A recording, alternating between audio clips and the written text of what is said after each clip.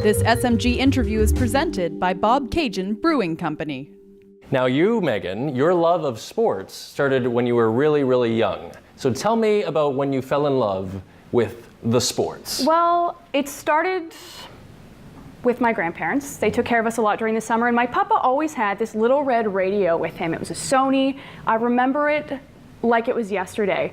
And every single summer, all he did was listen to the Blue Jays games on this radio. No matter where we were, we could be on a beach, in the backyard, we were always listening to the Blue Jays on this radio. And I think it just kind of inherently became a part of me that that's what I would do. I would spend my summers either watching or listening or playing baseball, and it started my love of sports, I think, before I even knew that it had started what is now one of the biggest loves of my life. Right, absolutely. Do you still have that red radio? I do. My Nana actually gave it to me a few years ago. It doesn't work anymore, but it's a keepsake. I mean, it's an important part of my life and what is now my career. So for sure, you put it on the shelf. Exactly. I know when I was a kid, a sports fanatic myself, I had a stereo and a microphone, and I would broadcast Blue Jays and Leaf games in my bedroom.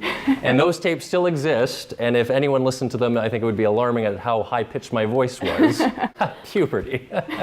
But the broadcasting of sports on radio, there's something special about that, right? There is. Because there's no visuals. Whoever's the play-by-play commentator really has to be descriptive and really has to paint the picture for the listener. Right. I remember listening to games on the radio all the time, hockey, baseball, I still do. There is that romantic sense to it. What is it about the radio for you? I think radio in itself is inherently intimate, in that when you are a broadcaster on the radio, you're with somebody in really intimate moments. Usually they're by themselves in their car, maybe they're having a good day or a bad day, but regardless, you're usually alone with somebody. And I think that because your voice as a broadcaster is so unique, it makes that intimacy very, very important with the listener, because they are hanging on your every word, and everything that you say can either mean so much to them, or they'll really, really hang on to that.